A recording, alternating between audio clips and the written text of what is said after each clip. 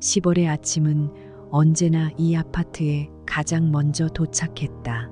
동쪽 창문으로 비스듬히 들어온 햇살이 식탁 위 도마를 가로질러 누웠고 나는 그 빛의 경계선 위에서 칼을 움직였다.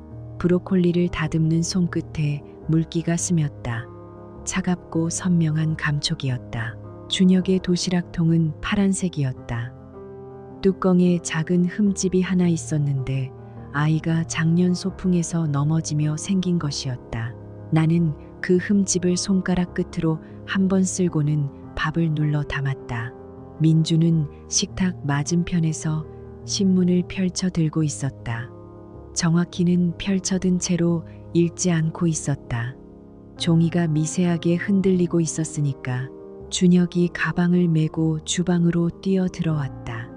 아이의 발소리가 마루를 두드리는 동안 나는 도시락 뚜껑을 닫고 잠금 클립을 눌렀다. 딸깍, 작고 단단한 소리였다. 그때 민준의 휴대폰이 울렸다. 신문이 식탁 위에 내려놓아졌다. 천천히 그러나 완전히 납작하게 눌리도록 민주는 화면을 한번 내려다보았고 나는 그 순간 창밖의 햇살이 한 잼쯤 옮겨 앉는 것을 보았다. 식탁 위에 남겨진 빛의 자리가 조금 좁아졌다. 발신자 이름은 내가 볼 수 없는 각도였다. 볼 필요도 없었다. 초인종은 2번 울리지 않았다. 한 번. 그것으로 충분하다는 듯이 민준이 현관으로 나가는 동안 나는 행주를 개수대에 걸어두었다. 반듯하게 주름 없이 그것이 내가 할 수 있는 전부였다. 오복순 여사는 구두 소리로 먼저 들어왔다. 굽이 높고 단단한 소리였다. 원목 마루 위에서 또각또각 마치 소유권을 확인하듯 박자가 일정했다. 나는 앞치마를 벗어 서랍 안에 넣었다. 어머, 왔어요. 내 목소리는 평탄했다. 그것만으로 충분했다. 그녀는 거실 한가운데 서서 시선을 천장으로, 벽으로, 창문으로 천천히 옮겼다. 마치 감정평가사처럼 그 시선이 닿는 곳마다 내가 고른 커튼이, 내가 붙인 액자가, 내가 닦은 유리창이 잠시 낯설어지는 것 같았다. 민준아, 너 여기서 살아? 아들에게 묻는 말이었지만 눈은 나를 향해 있었다. 민준은 대답하지 않았다. 소파 끝에 앉아 두 손을 무릎 위에 얹고 있었다. 그 자세가 어딘가 어릴 적 꾸중을 기다리는 아이 같았다. 오복순 여사가 팔에 걸친 가방을 소파 위에 내려놓았다. 가죽이 두껍고 광택이 깊었다. 그것은 소리 없이 놓였지만 방 안의 공기는 그 무게만큼 내려앉았다. 이게 얼마짜리인지 알아?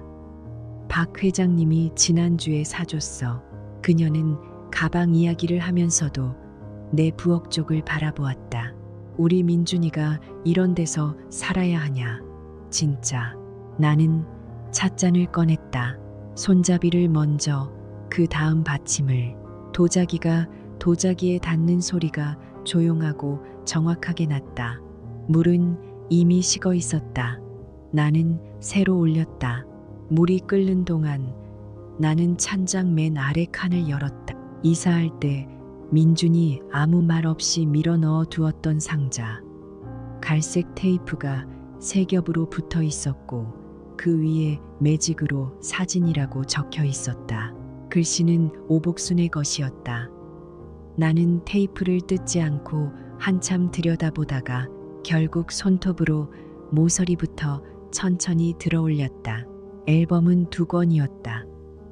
첫 번째는 민준의 어린 시절 새 시아버지 옆에서 굳은 표정으로 서 있는 아이의 사진들이 반듯하게 정렬되어 있었다.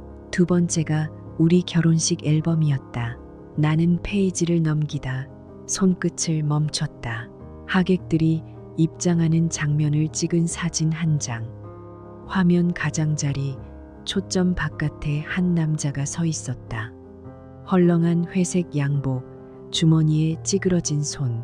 나는 사진을 앨범에서 꺼내 창가로 가져갔다.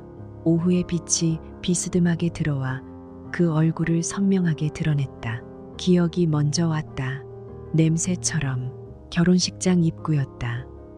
하객들이 안으로 쏟아져 들어가는 틈에 그 남자만 역방향으로 서 있었다.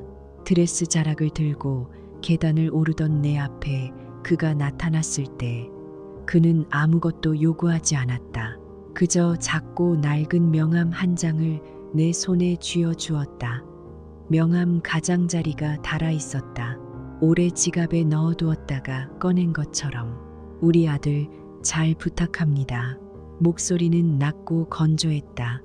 부탁이라기보다 고백 같았다. 그는 내가 대답하기 전에 이미 돌아서고 있었고 나는 명함을 북해 아래 손바닥에 꼭 쥔 채 그의 등이 회전문 너머로 사라지는 것을 보았다. 강태식.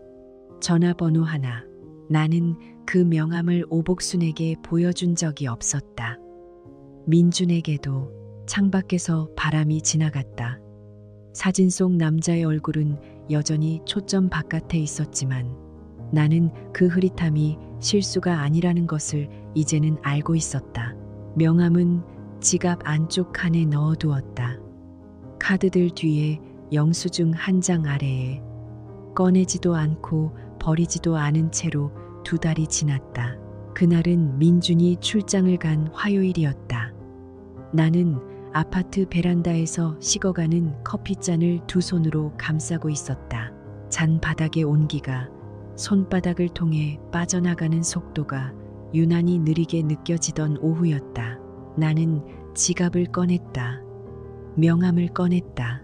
종이 모서리가 손끝에 닿는 감촉이 2달 전과 조금도 달라지지 않았다는 것이 이상하게 마음에 걸렸다.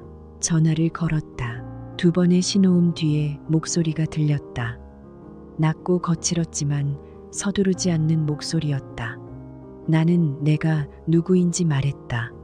잠깐의 침묵이 있었다. 그 침묵은 당황한 것이 아니었다. 기다리고 있었던 사람의 침묵이었다. 강태식은 인천 부평구의 작은 공구상을 혼자 운영하고 있었다. 우리는 처음 만난 날 공구상 근처 국밥집에서 마주 앉았다. 그는 메뉴판을 보지 않고 주문했고 나는 그것이 이 자리가 그에게도 처음이 아니라는 뜻임을 알았다. 그는 민준에 대해 묻지 않았다. 나는 그 점이 고마웠다. 그 뒤로 한 달에 한 번. 화요일이면 나는 인천행 전철에 올랐다. 좌석 창문에 이마를 기대면 바깥 풍경이 흐르다 멈추다를 반복했다. 국밥집 나무 탁자는 늘 약간 기울어져 있었고 태식 씨는 늘 먼저 와 있었다. 우리는 많은 말을 하지 않았다. 그럼에도 불구하고 식사가 끝날 때쯤이면 탁자 위에는 빈 그릇들만 남았고 그 빈 그릇들이 충분히 많은 것을 말해주고 있었다.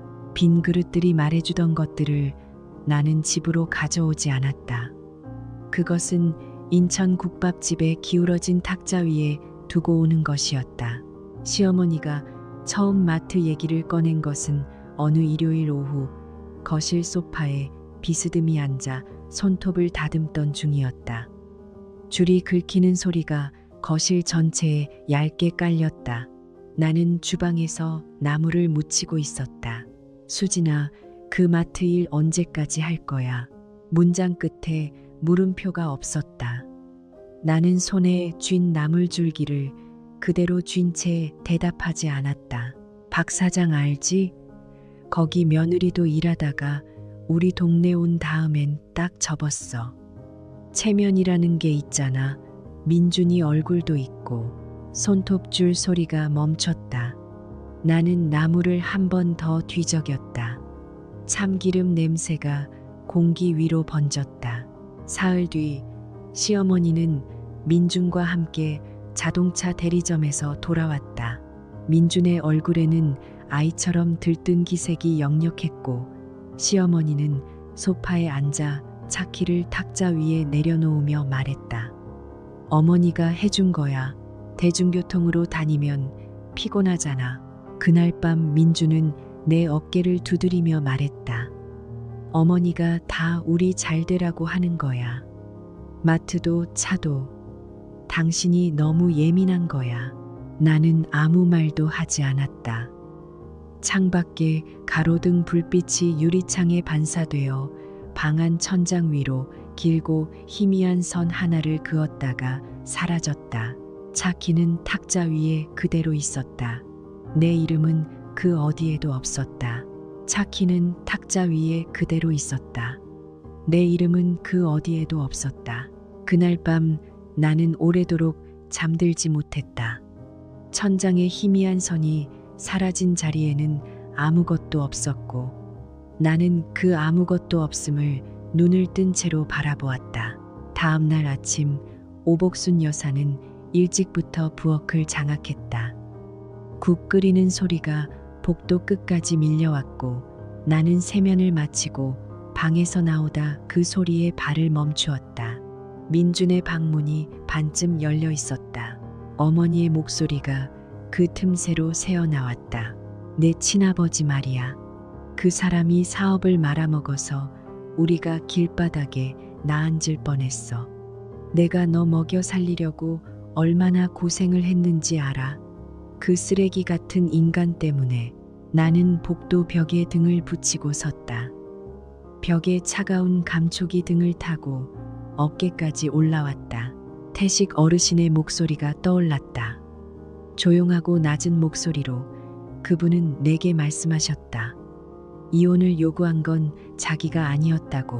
아이가 생겼다는 말을 들은 건 서류에 도장을 찍고 난 뒤였다고. 복도 끝 창문으로 아침 햇살이 비스듬히 들어와 마루 위에 사각형 하나를 만들었다가 구름 한 점에 막혀 천천히 지워졌다.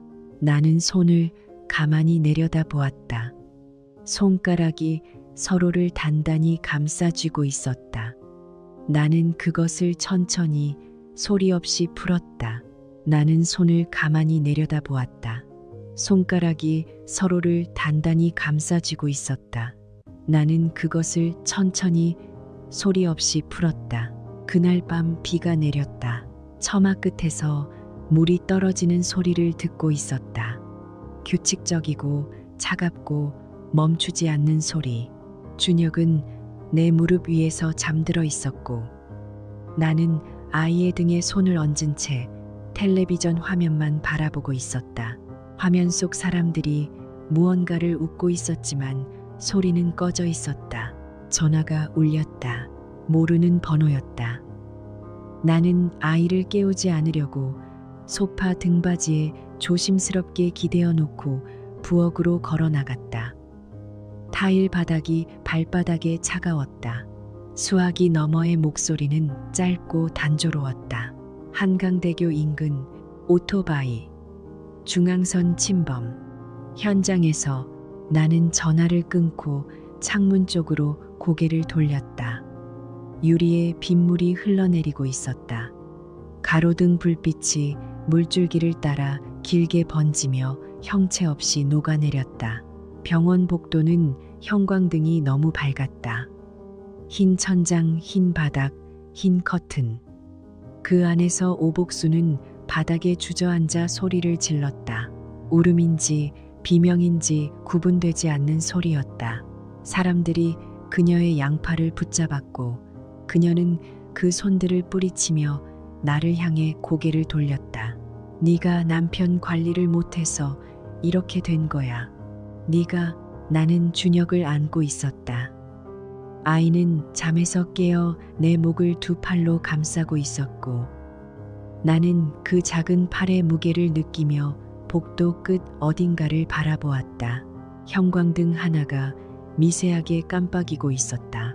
깜빡이고 또 깜빡이고 그러다 다시 고요해졌다. 눈물은 나오지 않았다. 나는 아이의 등을 천천히 규칙적으로 쓸어내렸다. 아이의 등을 쓸어내리던 손이 멈춘 것은 새벽 2시였다. 준혁은 잠들었고 나는 그 자리에 그대로 앉아 있었다. 창밖에 가로등 불빛이 커튼 틈으로 비집고 들어와 방바닥에 길고 가느다란 선을 그었다. 그 선이 조금씩 이동하는 것을 나는 끝까지 지켜보았다. 오복순이 찾아온 것은 사흘 뒤였다. 그녀는 박재호라는 이름의 명함을 가진 남자를 앞세웠다. 남자는 서류 가방을 무릎 위에 올려놓고 앉아 넥타이를 고쳐맸다. 가죽 가방이 거실 바닥에 닿을 때마다 둔탁한 소리가 났다. 나는 그 소리를 들으며 차를 끓였다. 물이 끓는 소리가 거실까지 들렸다. 민준이 재산은 내가 관리해야 해. 법적으로도 그게 맞아. 오복순의 목소리는 처음부터 결론을 향해 달리고 있었다. 박재호는 서류를 펼쳤다. 보험금 수령 동의서, 전세 보증금 위임장, 종이들이 테이블 위에 한 장씩 내려앉았다. 나는 찻잔을 2개 내왔다. 그녀 앞에 하나, 변호사 앞에 하나. 내 앞에는 아무것도 놓지 않았다. 서명만 해주시면 됩니다. 박재호가 볼펜을 내밀었다. 나는 서류를 집어들었다. 천천히 첫 줄부터 읽기 시작했다. 오복순의 시선이 내 손끝에 꽂혔다. 나는 페이지를 넘겼다. 종이가 손가락 사이에서 미세하게 마찰을 일으켰다. 나는 끝 페이지까지 읽고 나서야 서류를 테이블 위에 도로 내려놓았다. 법률 검토 후에 연락드리겠습니다. 오복순의 찻잔이 소리 없이 식어갔다. 그녀는 한 모금도 마시지 않았다. 오복순의 변호사가 두고 간 서류 봉투는 식탁 위에 그대로 놓여 있었다. 나는 그것을 열지 않았다. 손끝으로 모서리를 한번 짚었다가 거두었을 뿐이다. 크림색 봉투 위에 법무법인 직인이 찍혀 있었고 잉크는 선명하고 단정했다. 준혁이 방에서 자고 있었다. 나는 부엌 창가에 서서 강태식 씨의 번호를 눌렀다. 전화기 너머로 신호음이 3번 울렸다. 그가 도착한 건 1시간 반 뒤였다.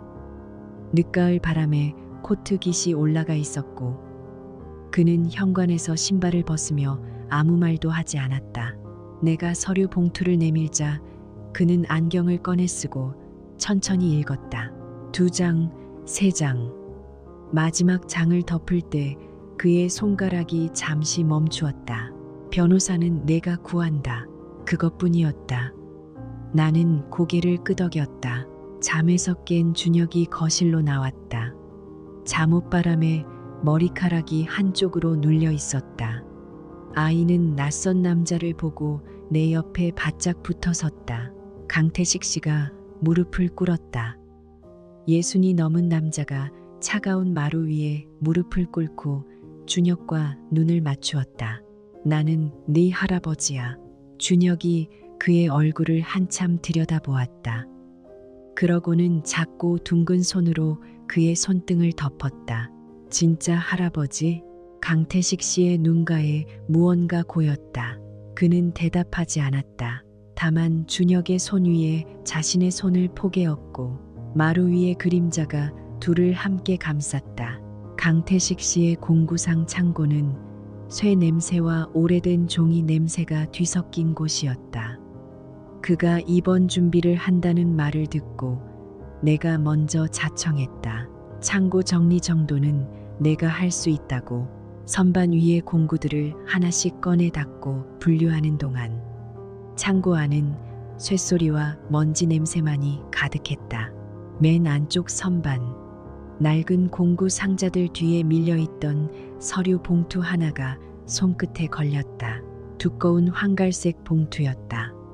오랜 세월이 종이 표면에 얼룩처럼 배어 있었고 봉투 모서리는 손때에 닳아 흐물거렸다.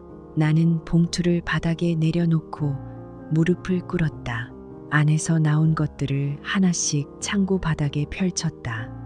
첫 번째는 편지지 2장.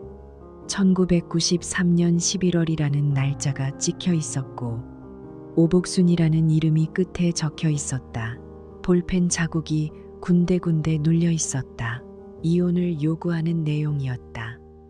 두 번째는 메모 1장. 박재호의 아이를 임신했다는 사실이 오복순의 친필로 적혀 있었다. 글씨는 단정했다. 세 번째는 사진들이었다. 수십 장이었다. 민준이가 유치원 가방을 메고 서 있는 사진, 초등학교 운동회 날의 사진, 중학교 교복을 입은 사진, 어느 것에도 강태식 씨는 찍혀 있지 않았다. 그는 항상 렌즈 뒤에 있었다. 창고 바깥으로 늦가을 바람이 지나갔다. 고람석 지붕이 낮게 울렸다. 나는 사진들을 다시 봉투 안에 넣었다.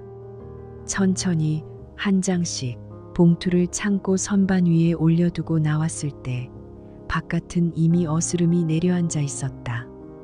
태식 씨의 마당 감나무에 덜 익은 열매 하나가 바람도 없이 툭 떨어졌다. 그 소리가 채 사라지기 전이었다. 부엌 쪽에서 무언가 무거운 것이 쓰러지는 소리가 났다. 도자기가 아니라 사람이 쓰러지는 소리는 달랐다. 둔하고 길고 끝이 없었다. 태식 씨는 부엌 바닥에 쓰러져 있었다.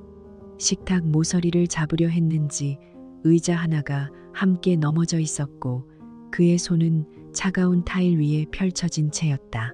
나는 그 손을 보았다. 뼈가 드러날 듯 얇아진 손등을. 언제부터 저렇게 얇아졌는지 나는 알지 못했다. 구급차 안에서도 응급실 복도에서도 나는 말이 없었다.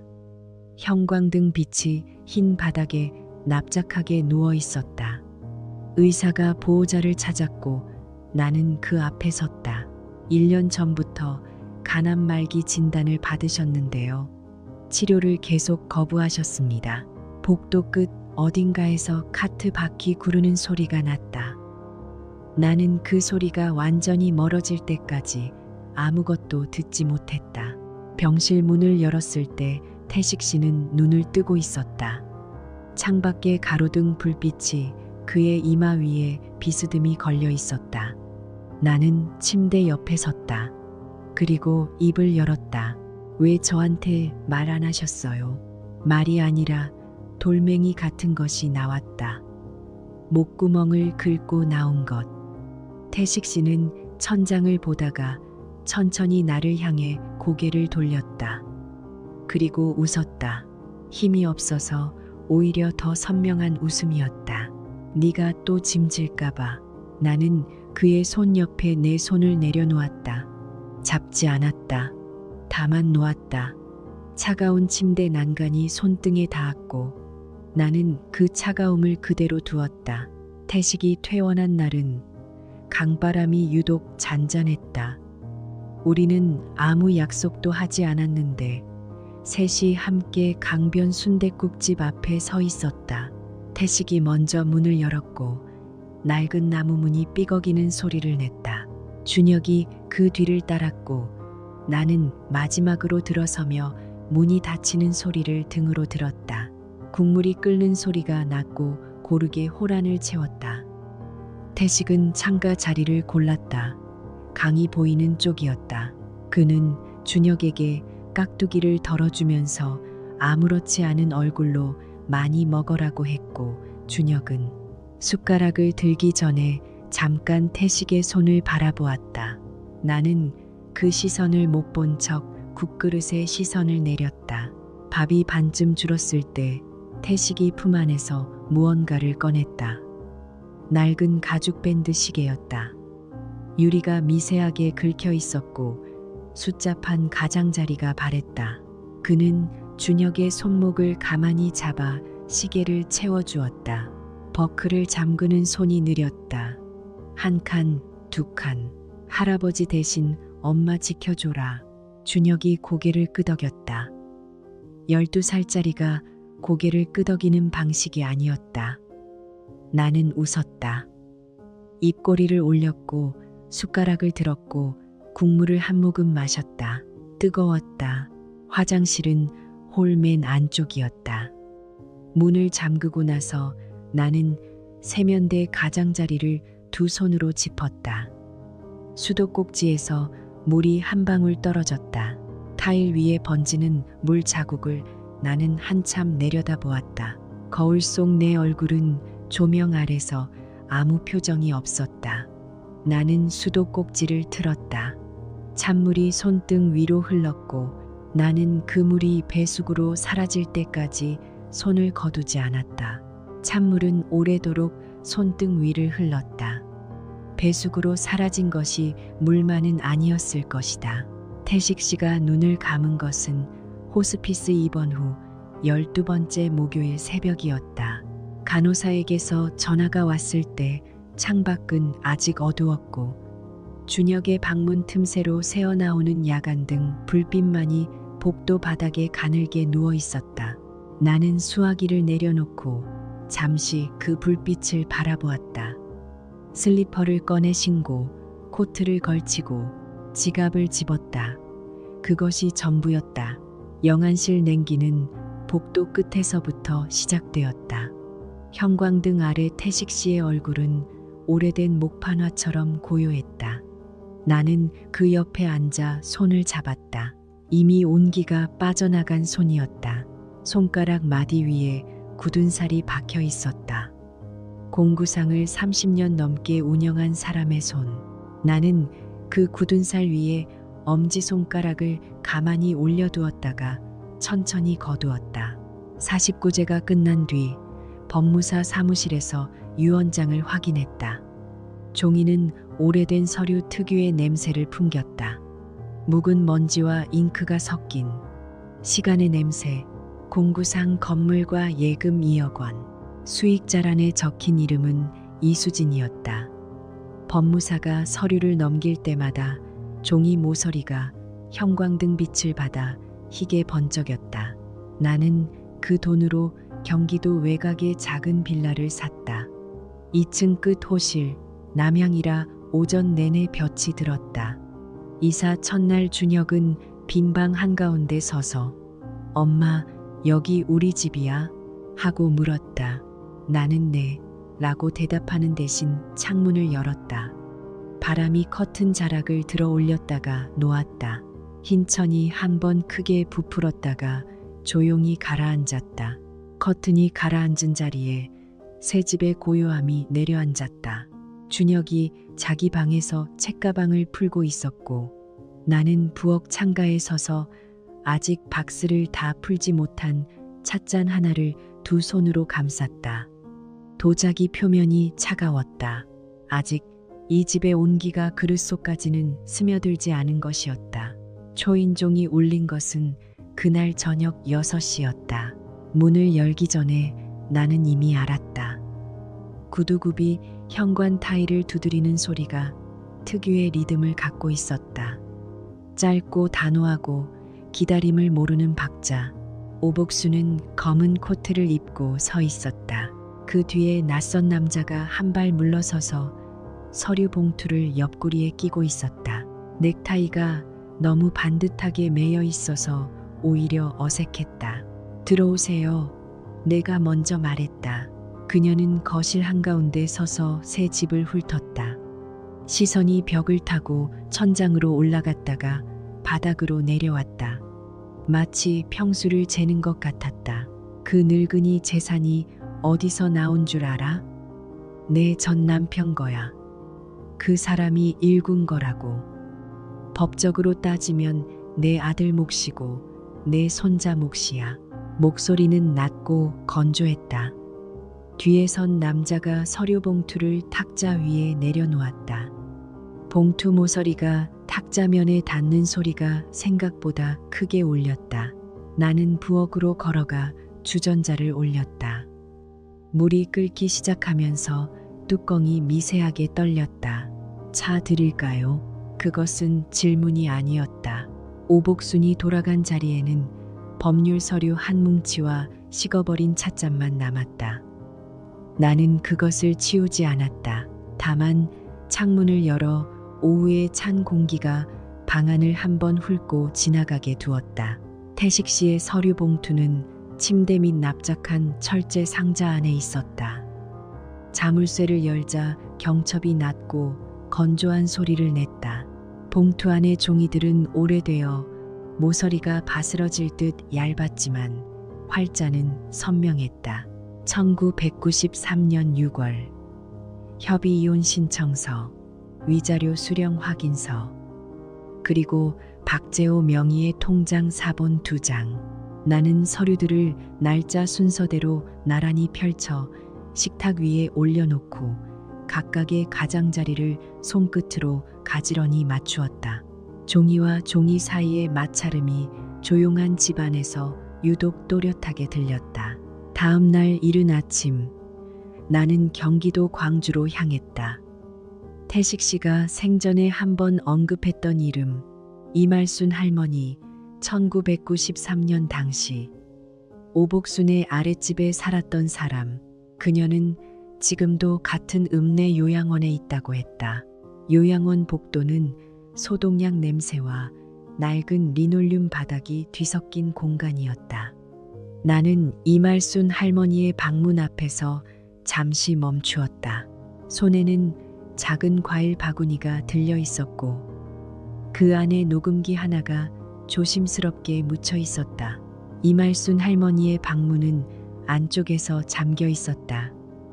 노크를 3번 했다.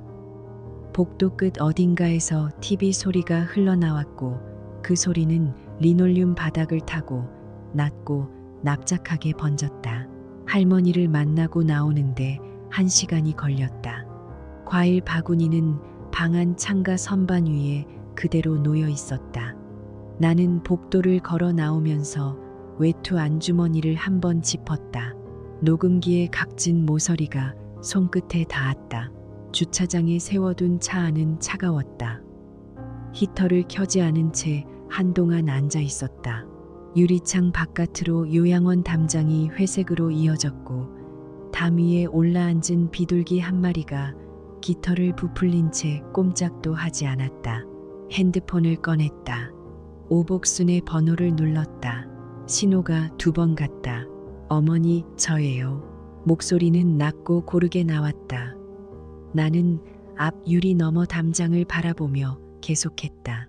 생각해보니 제가 너무 경솔했던 것 같아요. 어머니 말씀이 맞아요. 이웃분들께 직접 사과드리고 싶은데 부녀의 자리에 함께 나와주실 수 있으세요? 수화기 너머에서 짧은 침묵이 흘렀다. 그리고 오복순의 목소리가 돌아왔다. 한껏 부풀어 오른 목소리였다. 그래, 잘 생각했어. 내가 함께 가줄게. 나는 통화를 끊고 핸드폰을 조수석에 내려놓았다. 담 위의 비둘기는 여전히 그 자리에 있었다. 담 위의 비둘기는 내가 차에서 내릴 때까지 날아가지 않았다. 부녀의 모임 장소인 관리동 2층 회의실은 이미 20명 남짓한 이웃들로 가득 차 있었다. 플라스틱 의자들이 긴 테이블을 둘러싸고 있었고 천장의 형광등은 아무것도 숨겨주지 않는 종류의 빛을 쏟아내고 있었다. 나는 입구 쪽 맨 끝 자리에 앉았다. 가방은 무릎 위에 올려두었다. 서류 봉투의 모서리가 가방 안쪽 천에 닿는 감촉이 손바닥을 통해 전해졌다. 오복수는 내가 자리를 잡은 것을 확인하고 나서야 일어섰다. 여러분 잠깐만요. 목소리는 처음부터 높았다. 그녀는 테이블 상석 쪽으로 두어 거듭나서며 나를 향해 손을 뻗었다.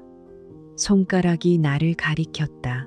이 여자가 죽은 시아버지를 꼬드겨서 재산을 통째로 가로챘어요. 우리 아들 재산을, 제 손자 재산을.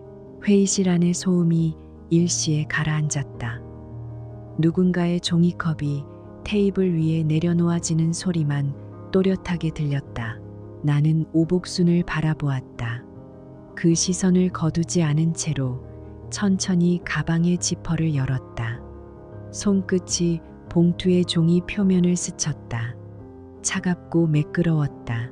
나는 봉투를 꺼내 무릎 위에 올려놓았다. 그리고 아직 열지 않았다. 오복순의 목소리가 허공에서 끊겼다. 나는 봉투의 풀칠된 끝을 천천히 뜯었다. 종이가 분리되는 소리가 생각보다 선명하게 거실 안에 퍼졌다. 누군가의 찻잔이 소서 위에 내려앉는 소리가 그 뒤를 따랐고 그것으로 방 안은 완전히 조용해졌다. 봉투 안에는 두 장이 있었다. 한 장은 편지지였고 한 장은 수첩에서 뜯어낸 듯 가장자리가 고르지 않은 메모지였다. 나는 편지지를 먼저 꺼내 반듯하게 폈다. 오래된 종이는 접힌 자국을 따라 약간 들뜨려는 성질이 있었다. 나는 손가락 끝으로 네 귀퉁이를 차례로 눌러 테이블 위에 펼쳐 놓았다. 어머니, 친필입니다. 나는 그것을 들어 읽기 시작했다. 목소리는 낮았고 서두르지 않았다. 재호 씨, 태식이 사업은 이번 달을 넘기기 어렵습니다. 저는 결심했습니다. 아이가 생겼으니 이제 더 이상 미룰 수 없습니다. 날짜는 편지 상단 오른쪽에 있었다. 나는 편지를 들어 이웃들 쪽으로 향하게 했다. 날짜를 보시면 아시겠지만 강태식 씨 사업이 공식적으로 부도 처리되기 넉 달 전입니다. 메모지를 펼쳤다. 산부인과 이름과 예약 날짜, 그리고 재호 씨 아이 확인이라는 6글자가 오복순의 둥근 필체로 적혀 있었다. 나는 그것도 같은 방향으로 들어 보였다. 오복순은 입을 열지 않았다. 창가의 레이스 커튼이 에어컨 바람에 한번 부풀었다가 가라앉았다. 그 움직임이 방 안에서 유일하게 살아있는 것처럼 보였다. 레이스 커튼이 가라앉은 자리에 침묵이 고였다. 나는 그 침묵을 건드리지 않았다. 대신 천천히 문 쪽으로 걸어가 손잡이를 돌렸다. 복도에는 미리 부탁해둔 사람이 기다리고 있었다. 76의 박정순 할머니였다. 지팡이를 짚고 서 있는 할머니의 흰 머리카락이 복도의 형광등 아래에서 고요하게 빛났다. 나는 두 손으로 할머니의 팔꿈치를 부축하며 방 안으로 모셨다. 어머, 복순이네 집이 맞네. 할머니는 방 안을 한 바퀴 둘러보더니 오복순을 향해 시선을 고정했다. 목소리는 낮고 담담했다. 세월이 오래 삭힌 목소리였다. 복순이가 재호 씨 차 타고 다니는 거 동네 사람 다 알았어. 우리끼리 쉬쉬했지. 태식이 불쌍해서 말도 못했어. 부녀의 이웃들 사이에서 낮은 숨소리들이 번졌다. 누군가의 의자 다리가 바닥을 긁는 소리가 났다. 오복수는 두 손을 무릎 위에 올려놓은 채 움직이지 않았다. 그 손이 천천히 흰색으로 변해가는 것이 보였다. 나는 할머니를 빈 의자에 앉힌 뒤 가방 안에서 마지막 봉투를 꺼냈다. 안에는 사진들이 들어 있었다. 크기도 색감도 제각각인 사진들을 나는 탁자 위에 한 장씩 펼쳐 놓았다. 소리 없이 순서대로 돌잔치 사진, 초등학교 입학식 사진, 중학교 교복 사진, 고등학교 졸업식 사진, 그리고 군복을 입은 준혁의 사진, 모두 태식 씨가 혼자 모아온 것들이었다. 한 번도 가까이 다가가지 못한 채 멀리서 찍어두었을 그 사진들의 가장자리는 오래된 종이처럼 조금씩 발해 있었다. 이분이 쓰레기라고 세뇌당한 아들을 30년간 멀리서 이렇게 지켜봤습니다. 나는 사진들 위에 손을 얹지 않았다. 그냥 그것들이 탁자 위에 놓여 있도록 두었다. 태식 씨가 저와 준혁이에게 남긴 재산은 이분이 평생 혼자 번 돈입니다. 방 안의 에어컨이 멈췄다. 레이스 커튼이 완전히 가라앉았다. 오복순의 몸이 의자 위에서 천천히, 아주 천천히 앞으로 기울었다. 지탱하던 무언가가 빠져나간 것처럼 소리도 없이 오복순의 법적 이해 제기는 열흘을 버티지 못했다. 판사는 서류를 덮으며 짧게 기각을 선고했고 법정 안의 공기는 아무 일도 없었다는 듯 조용히 제자리로 돌아왔다. 나는 가방을 들고 자리에서 일어났다. 굽낮은 구두가 대리석 바닥을 2번 짚었고 그것으로 충분했다. 새 빌라의 창문은 서쪽을 향해 나 있었다. 오후의 햇살이 창틀 아래로 비스듬히 들어와 마루 위에 긴 사각형을 그렸다. 나는 그 빛 안에 앉아 낡은 천 조각으로 시계를 닦았다. 태식 씨의 시계였다. 유품 봉투에서 꺼낼 때부터 유리면에 얕은 흠집이 나 있었는데 닦을수록 그 흠집이 더 선명해졌다.